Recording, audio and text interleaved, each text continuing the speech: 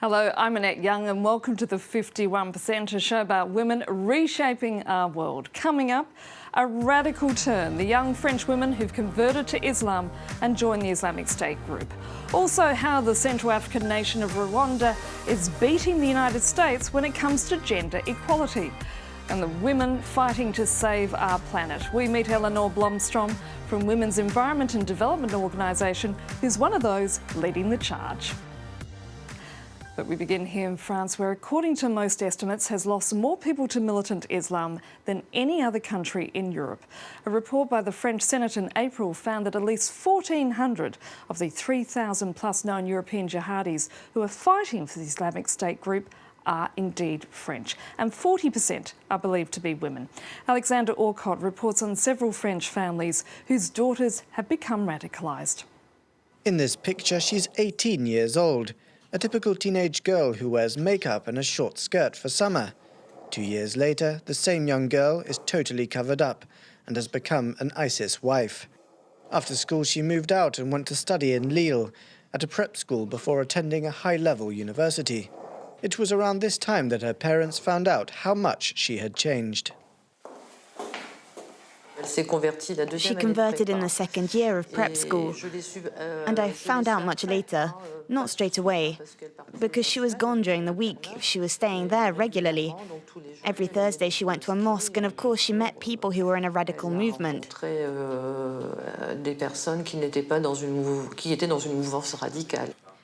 When she came back, I saw that the girly girl who liked wearing makeup didn't wear makeup anymore. She let her eyebrows grow. She was wearing longer clothes to hide herself, to hide her body. The girl travelled to Germany, where she fell in love with a fellow Muslim convert. Together, the young couple became radicalised.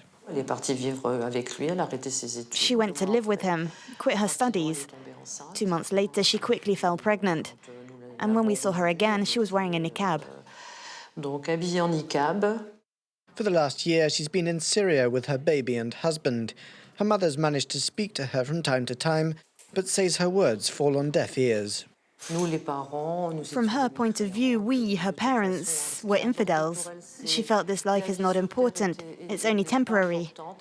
What counts is what happens afterwards. What I feel is a lot of grief and a lot of pain. She's our only child.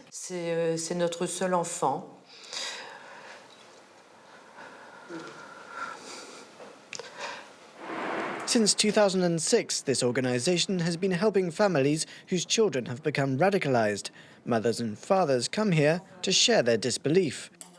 Magali's daughter has been in Syria for the last 2 years, and Nicole's daughter Sonia was radicalised over the internet.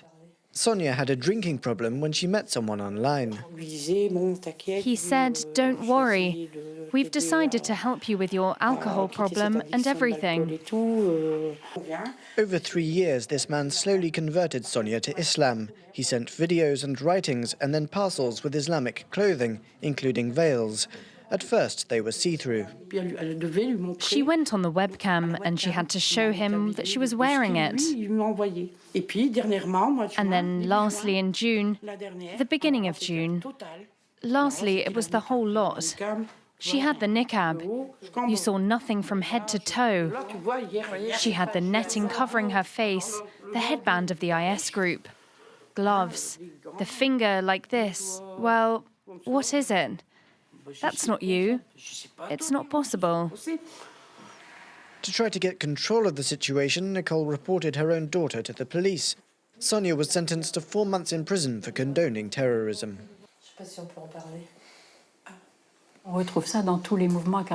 We find it in all cult movements. They no longer see their parents, they're cut away from everybody. There's good, there's evil, there's God, there's hell. And if you leave, you're taking a huge risk. And that's why it's similar to addiction. And we can speak of the influence it has on the young. A last question for these mothers. Do they think their daughters could one day be involved in terrorism? Sometimes we have doubts. Could she do it? They're so manipulated and so brainwashed. Are they able to do it? Sometimes I think she could do it. We don't know, because we can't do anything. We don't know how far she could go. We don't know. Over a period of 8 years, the association has helped 40 such families whose children have been radicalized.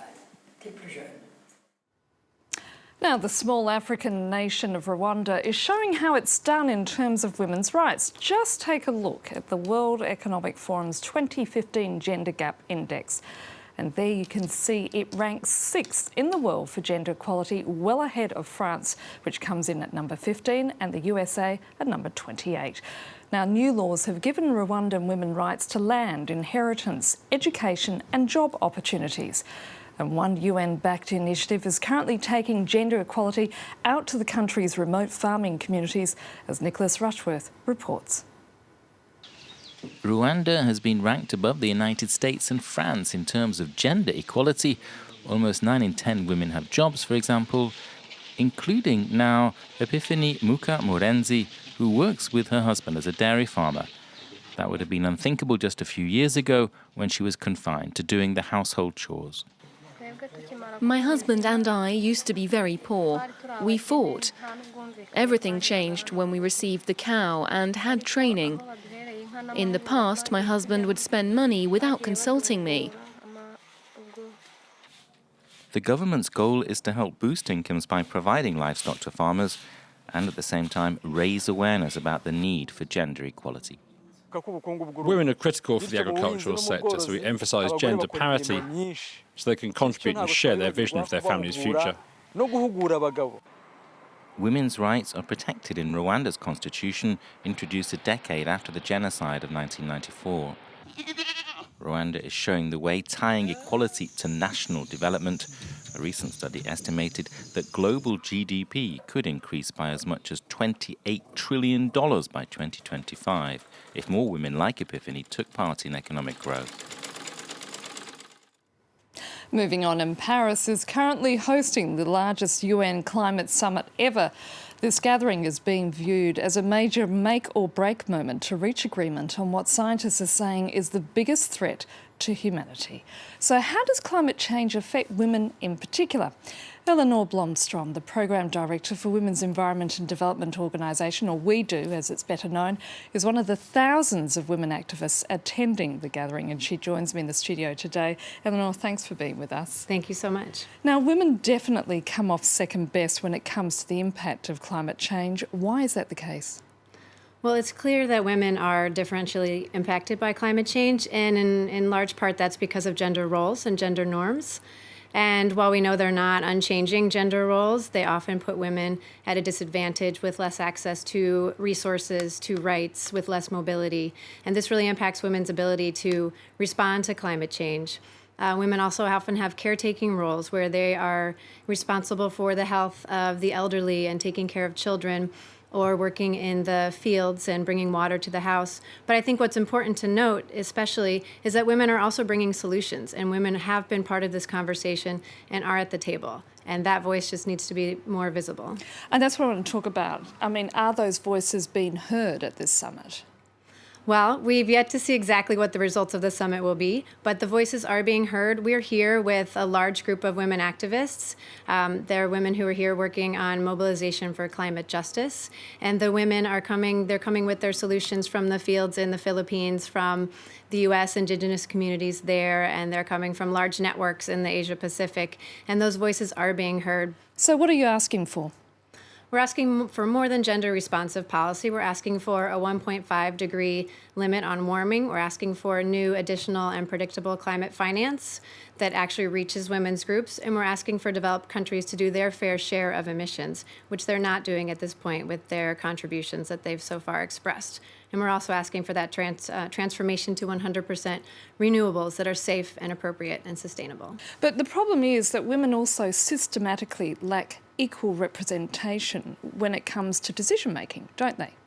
Yes, definitely. That is very much the case. In ministries, women make up approximately 17% of ministers and 20% of parliamentarians, which is far too low considering that we have 50% of women as the population. And one of the programs that we do has worked on is the Women Delegates Fund, which has actually been working over years to systematically increase the number of women on their delegations. So it's travel support, but it's also leadership training and capacity building. And even though it may sound low, at the moment there are we have 25% of women who are head of delegations and 35% on their delegations, which is a vast improvement from 2008. So we're seeing small changes, and those women are having a transformative effect. But if there were more women policymakers actually already in place, what sort of agreement do you think would emerge from this summit? Well, research has shown that women tend to approve more the environmental legislation and policy at a national level. So we can be pretty sure that the commitments would be stronger, that each of the program areas would have a mandate on gender, that mitigation, which is often seen as very technical and not having a gender perspective, would include the gender perspective, including women's solutions around decentralized energy and also an adaptation. There are many places where it would look very different. Eleanor, I'm afraid we've run out of time. Thank you so much for being with us. Thank you. And that's it for now. And if you'd like to comment on what you've just seen, you can head to our Facebook page. That's France24, 51%, or do send us a tweet at _51%. Thanks for your feedback so far, and please keep those comments coming in. Now, to wrap this week's show, we're going to leave you with some music. The Australian organisation 1 Million Women has transformed the hit You're the Voice into a powerful anthem from women for climate action and hope. So until our next program, bye for now.